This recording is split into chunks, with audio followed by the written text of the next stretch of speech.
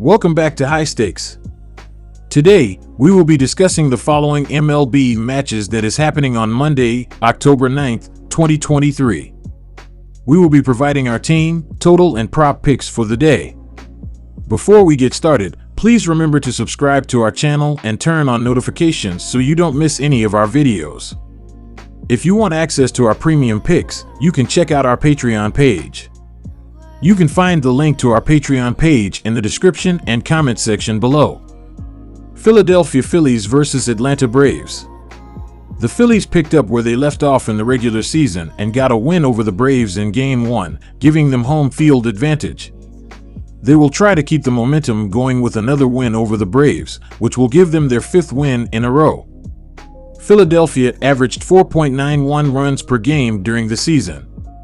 They scored 3 runs in the first game of the series. Bryce Harper led the way for the Phillies, going 2 for 2 with 1 home run and a RBI. Bryson Stott went 2 for 3 with 1 RBI. Philadelphia gave up 4.35 runs per game during the season, but they didn't give up a run in their last game. They will be hoping for more of the same from Wheeler. In his last start, he gave up 5 hits and 1 run in 6.2 innings, leading to a 4-1 win over Miami. They will need a similar effort from him if they want to win this game. Despite leading the league in scoring during the regular season, the Braves were unexpectedly shut out by the Phillies in the first game. However, anticipate a strong offensive comeback in this game because they excelled against right-handed pitchers this season, and Wheeler has shown inconsistency on the mound lately, surrendering 7 runs in his last 3 starts.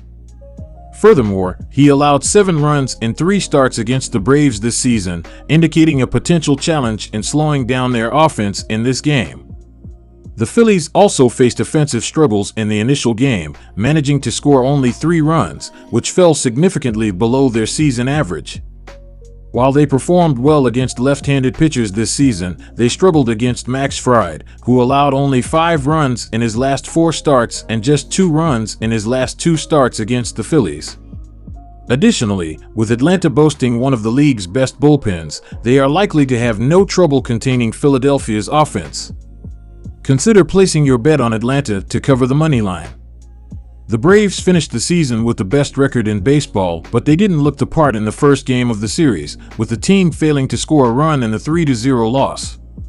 They will try to bounce back from the loss with a win on Monday, which will even up the series at a game apiece. Atlanta averaged 5.81 runs per game in the regular season. They failed to score a run in their first game. They didn't hit the ball well and finished with a .161 batting average in the game. Ozzie Albies led the team with a .333 batting average, while Matt Olson and Austin Riley finished the game with a .250 batting average. Atlanta gave up 4.41 runs per game during the season. They gave up 3 runs in their first game. In his last start, Fried gave up 3 hits and 1 run in 6 innings, leading to a 10-3 win over Washington. They will need a similar effort from him if they want to get the win. The Phillies averaged 4.91 runs per game in the regular season and 4.65 runs per game on the road. They averaged 4 runs per game in their last 3 games against the Braves. With Atlanta 4.61 runs per game at home, the Phillies will hit their average in this game. The Braves averaged 5.81 runs per game during the season and 5.82 runs per game at home. They averaged 4.67 runs per game in their last 3 games against the Braves. With Philadelphia giving up 4.63 runs per game on the road, the Braves will score enough runs to push the score over the total. The Braves and Phillies played over the total in 2 of their last 3 meetings. Take the over. Next we have Arizona Diamondbacks versus Los Angeles Dodgers. Los Angeles came into Game 1 rather flat as they were limited to just 4 total hits and didn't log their first run until the 8th inning. The runs came off a Will Smith triple. Smith was the only batter to log multiple hits for the Dodgers as he finished 2-4 at the plate. Clayton Kershaw got the start, and in less than an inning he gave up 6 runs on 6 hits without recording a strikeout. RHP Bobby Miller is set to take the mound in Game 2 for the Dodgers. Miller enters this contest with an overall ERA of 3.76 and boasts an 11-4 record.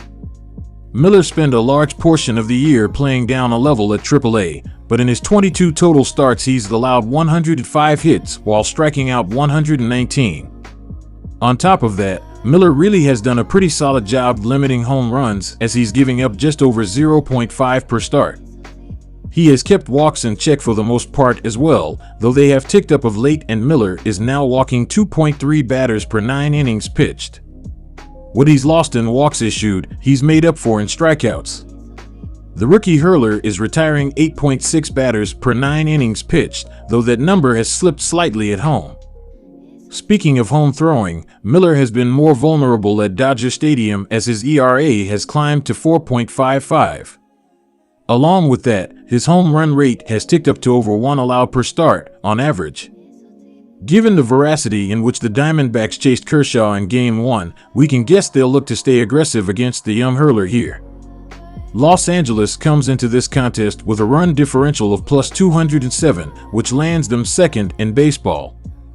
The Dodgers also sit 7th in overall batting average and are posting their strongest batting split when hitting under the lights. While the Dodgers haven't seen the ball quite as well at home, they've logged over half their homers when hitting out of Dodger Stadium this season. Home runs have been the bread and butter of the offense, as they sit second in baseball with over 1.5 per game on average. Their home run rate did dip slightly last month, but Los Angeles was still netting nearly 1.3 per contest, and they failed to log one in Game 1. It's a bit of an exception to the rule. Los Angeles sits top 10 in both walks received and strikeouts per game.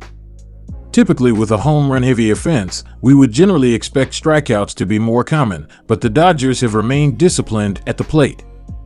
When the homers aren't coming, Los Angeles has still been able to extend hits, as they sit 5th in doubles per game. They'll look to lean on this as they face a Diamondbacks pitching staff that has struggled to secure strikeouts this season. The Diamondbacks surprised everyone by winning the first game and having a remarkable offensive performance against Kershaw, scoring 9 runs in the first 2 innings. The Dodgers, on the other hand, seemed to start the game with low energy, and the extra rest they had didn't work in their favor. The shock of the early lead by the Diamondbacks likely served as a wake-up call, making them realize that they are now in a must-win situation.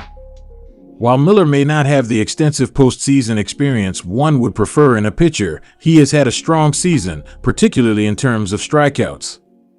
When it comes to the Dodgers offense, they have had success against Gallen this season and will be eager to continue that trend after their lackluster performance in the first game at home.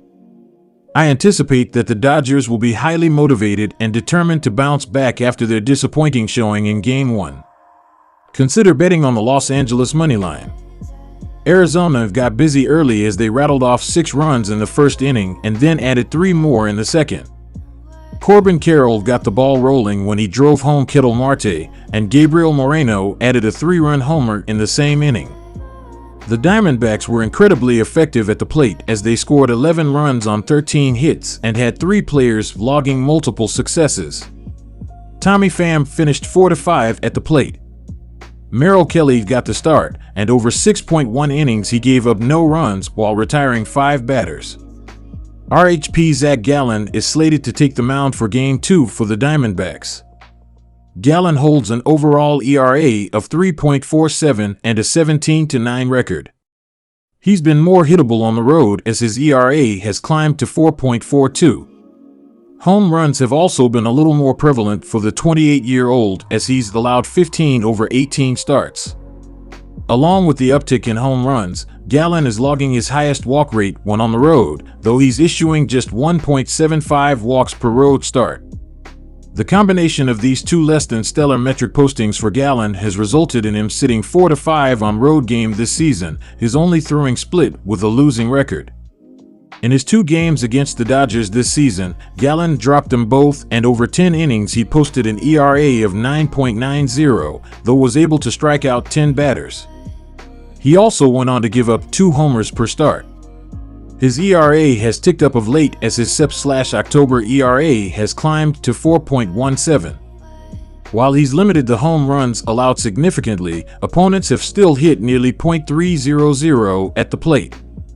With the potency of the Dodgers offense, this high OBA could lead to multi-run innings. Arizona enters this contest with a run differential of -9, which has them right in the middle of the pack of the league.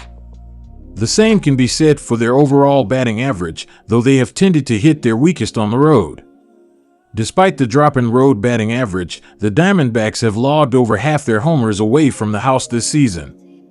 The Diamondbacks haven't necessarily been a home run hitting squad this season, so the uptick in road games is a welcome boost. What has helped the offense all season has been Arizona's ability to remain disciplined at the plate. They sit fourth in strikeout rate and are in the top half of the league in walks received. This hasn't always helped drive runners home, and the low home run rate and batting average in September is definitely a blow to the offense on the whole. Maximizing plate appearances will be key for Arizona here, as we saw what can happen when they do in Game 1. It isn't always easy taking an under after one team eclipsed the game total on their own. However, the Diamondbacks were able to take advantage at the plate early and they remained aggressive. While I expect them to be aggressive in the box again here, I don't envision them yielding the same effect. Arizona has typically hit worse on the road this season, and we can't forget that they are coming off their weakest hitting month of the season. As for LA, they've done well to hit over half their homers out of Dodger Stadium this season, but I don't see Gallen getting overrun on the mound again here. The bats for the Dodgers were noticeably absent in Game 1, and it may take another game before they get their postseason sea legs under them. The under is the play.